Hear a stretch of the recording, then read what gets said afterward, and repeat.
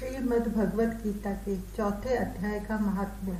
श्री भगवान कहते हैं, प्रिय, अब मैं चौथे अध्याय का महात्म्य बतलाता हूँ, सुनो।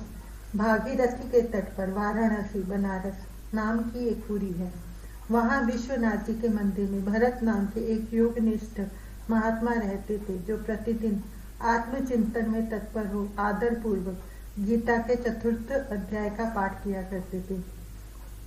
उसके अभ्यास से उनका अंतःकरण निर्मल हो गया था। वे शीत उष्ण आदि द्वंद्वों से कभी व्यतीत नहीं होते थे। एक समय की बात है, वे तपोधन नगर की सीमा में स्थित देवताओं का दर्शन करने की इच्छा से भ्रमण करते हुए नगर से बाहर निकल गए। वहां बेर के 2 वृक्ष थे। उन्हीं की जड़ में वे विश्राम करने लगे। एक वृक्ष की जड़ में उन्होंने अपना मस्तक रखा था और दूसरे वृक्ष के मूल में उनका एक पैर टिका हुआ था। थोड़ी देर बाद जब वे तपस्वी चले गए, तब बेर के वे दोनों वृक्ष 5 ही 6 दिनों के भीतर सूख गए। उनमें पत्ते और डालियां भी नहीं रह गई। तत्पश्चात वे दोनों वृक्ष कहीं ब्राह्मणों के पवित्र गृह में 2 कन्याओं के रूप में उत्पन्न हुए। वे दोनों कन्याएं जब बढ़कर 7 वर्ष की हो गई, तब एक दिन उन्होंने दूर देशों से घूमकर आते हुए भरत मुनि को देखा। तब उन्हें देखते ही वे दोनों उनके चरणों में पड़ गईं और मीठी वाणी में बोली, मुन्ने, आपकी ही कृपा से हम दोनों का उद्धार हुआ है।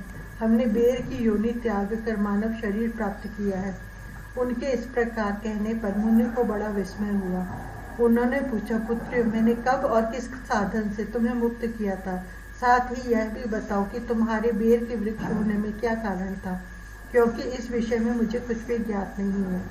तब वे कन्याएं पहले उन्हें अपने बेर हो जाने का कारण बतलाती हुई बोली, मुन्ने, गोदावरी नदी के तट पर छिन्न पाप नाम का एक उत्तम तीर्थ है, जो मनुष्यों को पुण्य प्रदान करने वाला है। वह पावनता की चरम सीमा पर पहुंचा हुआ है। उस तीर्थ में सत्य तपा नामक एक तपस्वी बड़ी कठोर तपस्या कर रहे थे। वे ग्रीष्म ऋतु में प्रज्वलित अग्नियों के बीच में बैठते थे। वर्षा काल में जल की धाराओं से उनके मस्तक के बाल सदा भीगे ही रहते थे तथा जाड़े के समय जल में निवास करने के कारण उनके शरीर में हमेशा रोंगटे खड़े रहते थे। वे बाहर भीतर से सदा शुद्ध रहते, समय पर तपस्या करते तथा मन और इंद्रियों को संयम में रखते हुए परम शांति प्राप्त करके आत्मा में ही रमण करते थे। वे अपनी विद्वता के द्वारा जैसा व्याख्यान करते थे, उसे सुनने के लिए साक्षात ब्रह्मा जी भी प्रतिदिन उनके पास उपस्थित होते और प्रश्न करते थे। ब्रह्मा जी के साथ उनका संकोच नहीं रह गया था, अतः उनके आने पर भी वे सदा तपस्या में मग्न रहते थे। परमात्मा के ध्यान में निरंतर संलग्न रहने के कारण उनकी तपस्या सदा बढ़ती रहती थी। सत्य तपा को जीवन मुक्त के समान मानकर इंद्र को अपने समृद्धिशाली पद के संबंध में कुछ भय हुआ। तब उन्होंने उनकी तपस्या में सैकड़ों विघ्न डालने आरंभ किए। अप्सराओं के समुदाय से हम दोनों को बुलाकर इंद्र ने इस प्रकार आदेश दिया, तुम दोनों उस तपस्वी की तपस्या में विघ्न डालो, जो मुझे इंद्र पद से हटाकर स्वयं स्वर्ग का राज्य भोगना चाहता है। इंद्र का यह आदेश पाकर हम दोनों उनके सामने से चलकर गोदावरी के तीर पर, जहाँ वे मुनि तपस्या करते थे, आए। वहाँ मंद एवं गंभीर स्वर से बजते हुए मृदंग तथा मधुर वेणुनाद के साथ हम दोनों ने अन्य अप्सराओं सहित मधुर स्वर में गाना आरंभ किया। इतना ही नहीं, उन योगी महात्मा को वश में करने के लिए हम लोग स्वर, ताल और लय के साथ नृत्य भी करने लगे। बीच बीच में जरा सा अंचल खिसकने पर उन्हें हमारी छाती भी दिख जाती थी। हम दोनों की उन्मत्त गति काम भाव का उद्दीपन करने वाली थी, किंतु उसने उन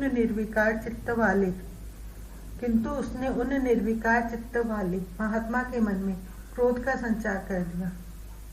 तब उन्होंने हाथ से जल छोड़कर हमें क्रोध पूर्वक श्राप दिया, अरे, तुम दोनों गंगा जी के तट पर बेर के वृक्ष हो जाओ।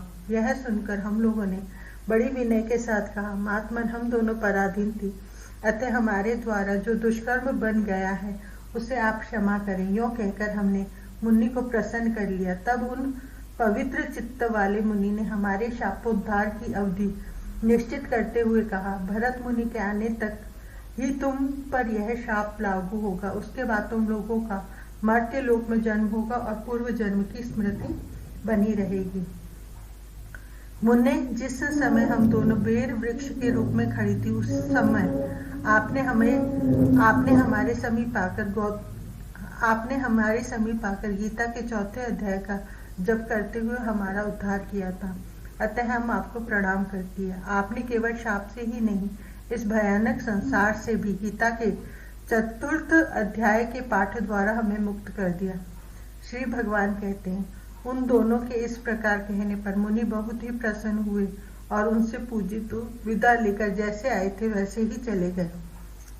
तथा वे कन्याएं भी बड़े आदर के साथ प्रतिदिन गीता के 4th अध्याय का पाठ करने लगी, जिससे उनका उद्धार हो गया।